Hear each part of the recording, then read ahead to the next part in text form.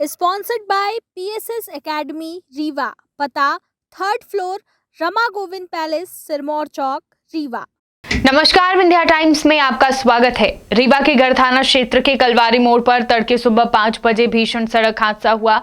4 यात्री बसों को ट्रक ने जोरदार टक्कर मारी, जिसके कारण 2 बसें पलट गई। रीवा की तरफ से जा रहे ट्रक ड्राइवर ने यूपी के नारीबारी में नो एंट्री से बचने के लिए सबसे पहले बस को ओवरटेक किया और हाईवे के किनारे खड़े खाद से लोड ट्रक से जाकर टकरा गया। इसके बाद रीवा प्रयागराज मार्ग पर ही पंचर की दुकान में खड़ी 4 बसों को टक्कर मार दी।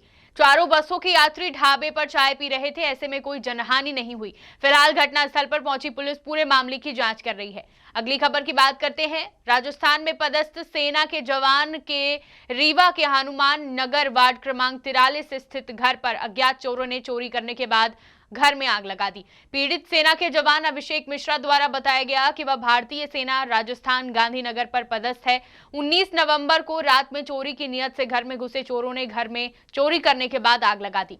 पीड़ित बिछिया थाना गया, लेकिन आज तक चोरी की रिपोर्ट नहीं लिखी गई और न ही कोई औपचारिक कार्रवाई की गई है। पीड़ित वापस भारतीय सेना में अपनी ड्यूटी पर जा रहा है, लेकिन यह चिंता उसे खाई जा रही है कि चोरों द्वारा की दी गई इस घटना के बाद उसका परिवार बेघर हो गया है। प्रशासन से कोई मदद नहीं मिल पा रही है और न ही परिवार की कोई सुनवाई हो पा रही है।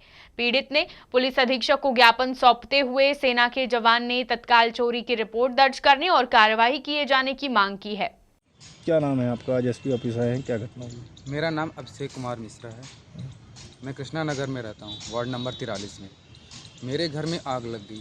कुछ लोग आए और चोरी किए। चोरी करके उन लोगों ने पूरे घर पे आग लगा दिया। उस टाइम पर मैं महाराष्ट्र अहमदनगर में पदस्थ था। वो ट्रेनिंग के पर्पज़ से मैं गया हुआ था। वहाँ पास मेरे को सुबह फ़ोन आता है मेरे पड़ोसियों द्वारा कि आपके घर का दरवाज़ा खुला हुआ है। और उसके बाद फिर मैं अपने परिजन वालों को फ़ोन किया। उनको बोला कि आप घर जाएँ, घर जाकर देखें क्या कार्रवाई हुई है। जब मेरे घर वाले वहाँ गए, दरवाज़ा खोले, अंदर गए तो पूरे घर में आग जल रही थी।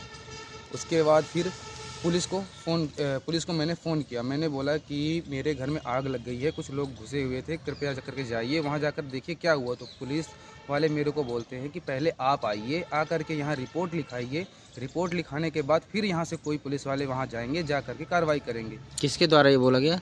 ये वहाँ के जो थाना प्रभारी पाठक मैडम थी, उनके द्वारा बोला गया। उन्होंने बोला कि आप यहाँ पहले थाना में आइए, यहाँ आकर के आप रिपोर्ट लिखाइए, उसके बाद यहाँ से पुलिस वाले जाएंगे और जाकर आपकी मदद करेंगे। तो मैंने उनको बोला, मैडम मैं भारतीय सेना में नौकरी कर रहा हूँ, अभी मैं महाराष्ट्र अहमदनगर में हूँ, मैं इस समय आपके पास कैसे आ पाऊँगा? तो उन्होंने बोला या तो आपके परिवारजन में कोई हो या तो फिर आपके कोई आस पड़ोस में, तो उनको भेजें। तो मैंने अपनी बहन को बोला कि आप जाओ वहाँ जा करके एक बार मेरी रिपोर्ट लिखाओ।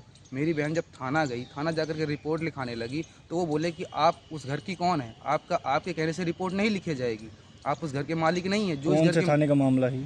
थाना बिछिया।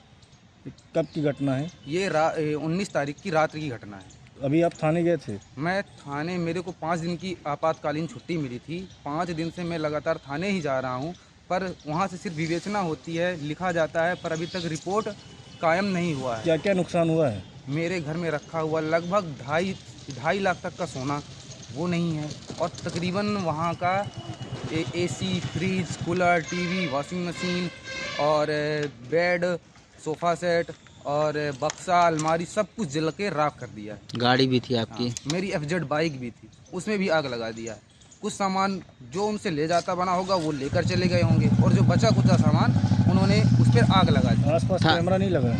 आस पड़ोस में, गली में, मोहल्ले में कई 2-3 कैमरे लगे हुए हैं, पर किसी का मैं आया 5 दिन हो गए ना पुलिस आकर किसी कैमरे को। किसके द्वारा आग लगाई गई, कुछ है जानकारी आपको? हमारा तो एक ही के ऊपर संदिग्ध है कि एक ही व्यक्ति है जिससे हमारा कुछ, मेरे बड़े भाई का लड़ाई झगड़ा चल रहा था। क्योंकि जो मेरा बड़ा भाई है, उनकी वाइफ है, उनकी आपस में लड़ाई झगड़ा चल रहा था, काफ़ी डिवोर्स का चल रहा था।